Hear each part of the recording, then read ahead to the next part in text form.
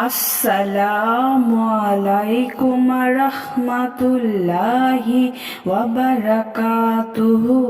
সুপ্রিয় সম্মানিত দর্শক শ্রোতা, আশা করি মহান রব্বুল আলামিনের দয়ায় আপনারা সকলেই ভালো আছেন। সুপ্রিয় সম্মানিত দর্শক শ্রোতা, আজকে বিশ্বনবী সাল্লাল্লাহু আলাইহি ওয়াসাল্লামের জীবনী থেকে একটি ঘটনা বর্ণনা করব। ঘটনার শিরোনাম হচ্ছে হযরত মুহাম্মদ সাল্লাল্লাহু আলাইহি ওয়াসাল্লামের মদিনা যাত্রা। চলুন ঘটনাটি শোনা যাক। কুরাইশদের গুপ্ত সংকল্পনানুসারে নজর, ওকবা, আবুল আহাব এবং আবু জাহেল হজরতের শিরচ্ছেদের জন্য সেই রাত্রিতেই হজরতের গৃহ বেষ্টন করতে প্রস্তুত হলো।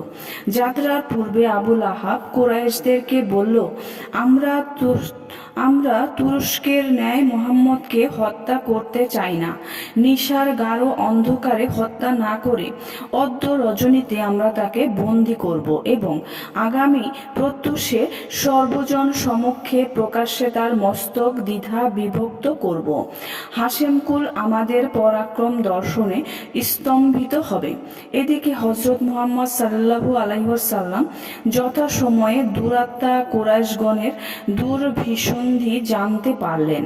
তিনি প্রিয় শিষ্য হযরত আলী রাদিয়াল্লাহু তাআলা আনহুকে সম্বোধন করে বললেন, আমি মক্কা শরীফ ত্যাগের জন্যে আল্লাহ কর্তৃক প্রত্যাদিষ্ট হয়েছি। অদ্য রজনীতে কুরাইশগণ আমাকে হত্যা করবার অভিপ্রায়ে আমার গৃহ আক্রমণ করবে।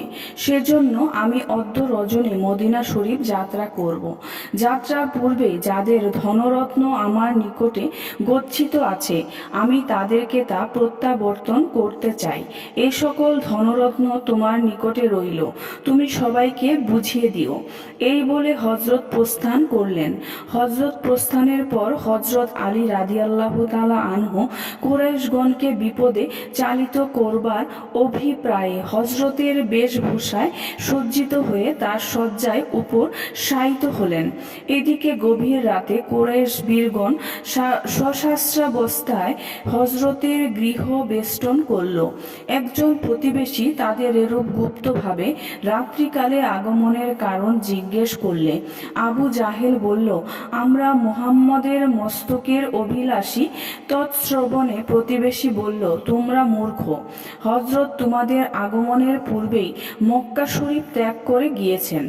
কুরাইশগণ তার উক্তিতে বিশ্বাস করতে না পেরে দ্বার ছিদ্র পথে নয়ন স্থাপন করে দেখল হযরতের ন্যায় এক ব্যক্তি শয্যার উপর শায়িত আছে। এদিকে উষা আগমন সূচিত করার জন্যে নানা জাতীয় বিহঙ্গ কুল কল নিনা সে দশদিশ মুখরিত করতে লাগলো। কুরাইশগণ প্রভাত সমাগম বুঝে হযরতের দ্বারে আঘাত করল। হযরতের বেশভূষায় সজ্জিত অবস্থায় হযরত আলী রাদিয়াল্লাহু তাআলা আনহু তার দ্বার উন্মোচন করলেন। কুরাইশগণ হযরত আলীকে গৃহমধ্যে দেখে শিকার লোলুপ ক্ষুব্ধ কেশরীর ন্যায় গর্জন করে হযরতের সংবাদ জিজ্ঞেস করল। হযরত আলী তাদের দিকে দৃষ্টিপাত করে ঈষৎ হাস্যে বললেন, আমি রাত্রিতে নিদ্রাগত ছিলাম, সুতরাং হযরতের সংবাদ কিছুই জ্ঞাত নয়। কুরাইশগণ হযরত আলীকে গুরুতর রূপে পীড়ন করে হযরতের সন্ধান জিজ্ঞেস করলেও তখন তিনি কোনো উত্তরই করলেন না। ততক্ষণ তারা হযরত আলীকে বন্দী করে প্রস্থান করল। পরে দুরাত্মারা হযরত আলীকে আবুল আহাবের অনুরোধে পরিত্যাগ করেছিল। এদিকে হযরত মুহাম্মদ সাল্লাল্লাহু আলাইহি ওয়াসাল্লাম গৃহ হতে বের হয়ে একটি লোককে বিচরণ করতে দেখে স্তম্ভিত হলেন এবং তাকে জিজ্ঞেস করে জানতে পারলেন যে তিনি তার প্রিয় শিষ্য হযরত আবু বকর। হযরত বললেন, এত রাত্রিতে তুমি এখানে কেন? তিনি উত্তরে দিলেন, এরূপ 6 মাস আমি আপনাকে সমস্ত রাত্রি পাহারা দিয়ে আসছি, পাছে আপনি আমাকে পরিত্যাগ করে মদিনা শরীফ চলে যান। এরূপে দুই বন্ধু গভীর নিশার অন্ধকার ভেদ করে পদব্রজেই মদিনা শরীফে যাবার জন্য মাসের দ্বাবিংশ দিবসে গারেশওয়ারের পথে মদিনা যাত্রা করলেন। সেই প্রস্থানের দিন হতেই হিজরি সন গণনা আরম্ভ হয়েছে। সুপ্রিয় সম্মানিত দর্শক ও শ্রোতা, আজকের ঘটনাটি এই পর্যন্তই। ঘটনাটি যদি ভালো লেগে থাকে অবশ্যই চ্যানেলটি সাবস্ক্রাইব করবেন, লাইক করবেন, কমেন্ট করবেন এবং বেশি বেশি শেয়ার করে দিবেন। সবাই ভালো থাকবেন। আল্লাহ হাফেজ।